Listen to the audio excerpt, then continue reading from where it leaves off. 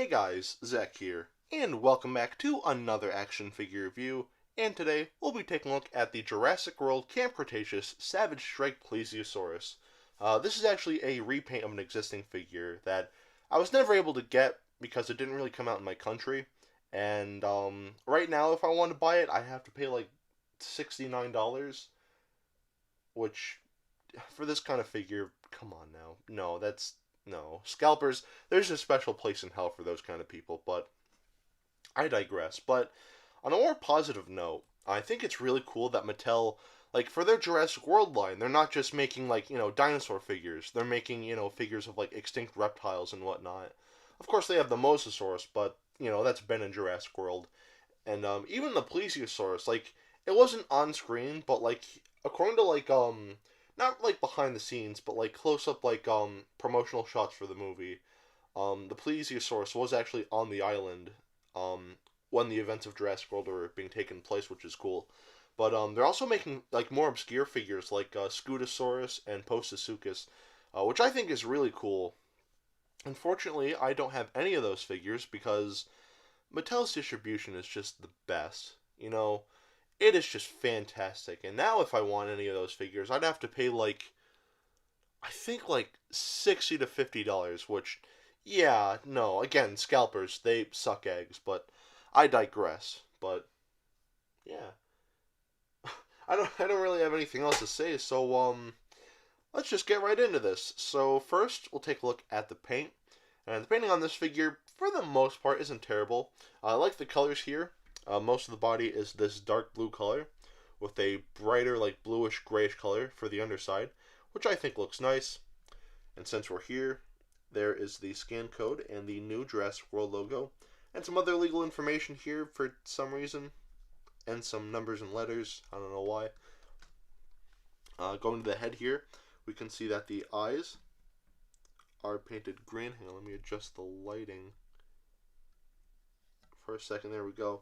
The eyes are painted green with black pupils, and the teeth are painted a yellowish whitish color, which they're painted decently.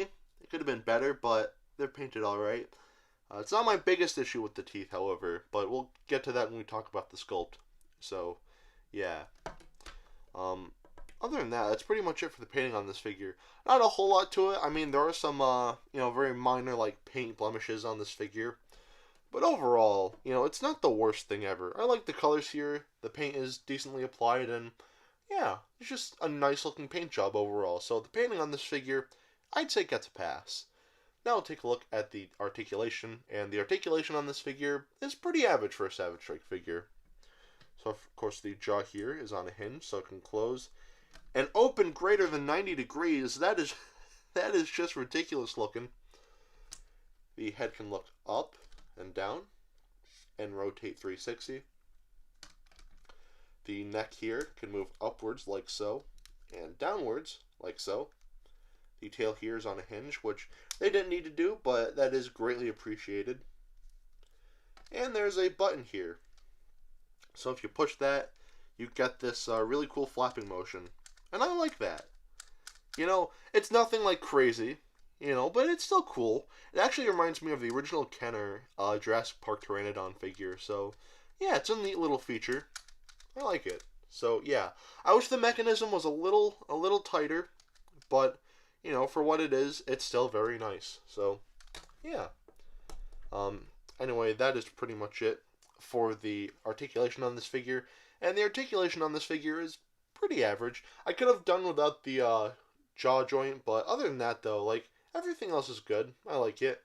Yeah, the articulation's alright on this figure, so I'd say it gets a pass. Now I'll take a look at the sculpt, and the sculpting on this figure looks good. I really like how it looks a lot. There's just one thing I don't like, however, and that is the teeth here.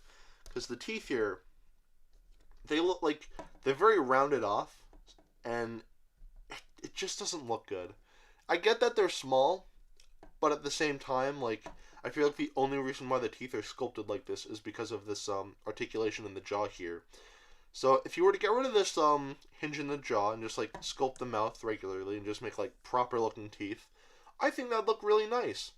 And also the head on this figure, it kind of looks like kind of reminds me of like the SH Monster Arts Biolante tentacles, like at the end of like her plant arm tentacle things, whatever you want to call them. They have like these Venus flytrap things, and the head on this looks a lot like that. So yeah, the teeth. Not a big fan of the teeth. I think they look pretty bad. But overall, the sculpting on this figure is very nice. Of course, this wasn't really shown off in any of the Jurassic World movies, so there's no like reference to go off of. Actually, interesting piece of trivia. The Plesiosaurus was actually supposed to appear in the Jurassic Park animated series that was canceled, I think, very early in development. I think there's a trailer, but like it's not like released yet, so it's just kind of like hidden away. I don't know what the whole situation is with that, but it was supposed to feature a Plesiosaurus, which I think is cool. But yeah, but that's pretty much it for the sculpt. For the most part, it looks good. It looks like a good-looking Plesiosaur. Don't like the teeth here, but overall, I think the sculpting looks nice.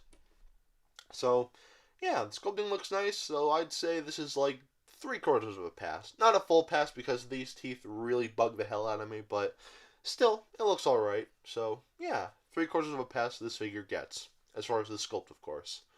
So, yeah. Anyway, now take a look at the detailing. And the detailing on this figure is pretty nice.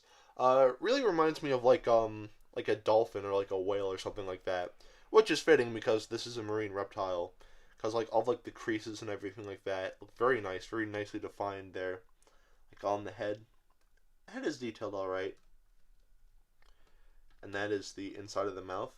I doubt Plesiosaurus had like a tongue like this, but I could be wrong.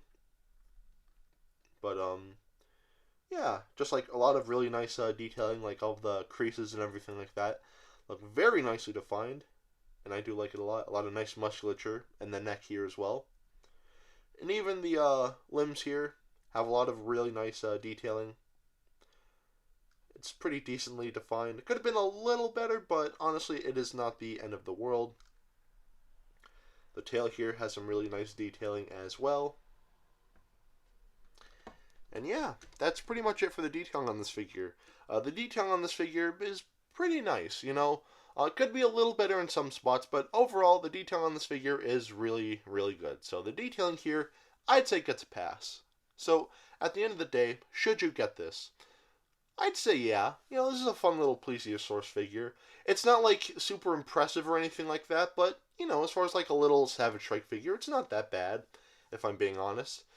This is actually like, not counting like the repaint, like this is, not counting the original version of this figure, but this is like the first like Plesiosaurus sculpt we've gotten for any Jurassic Park toy line, which I think is really cool.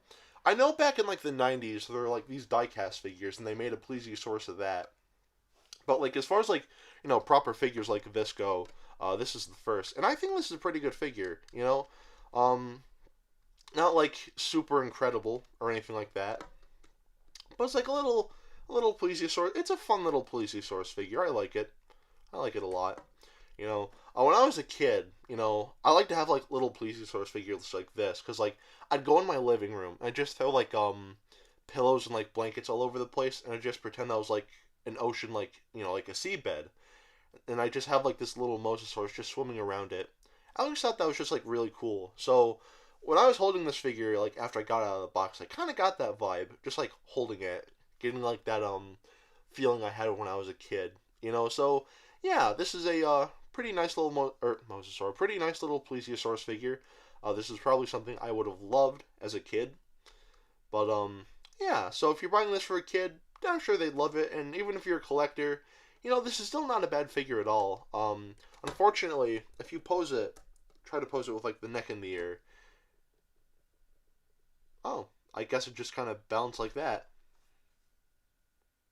All right. Well, I was originally messing with this thing. The head just like kept falling over like that, but no, it is perfectly balanced like that. So that's pretty cool. So yeah, this figure costs like $10.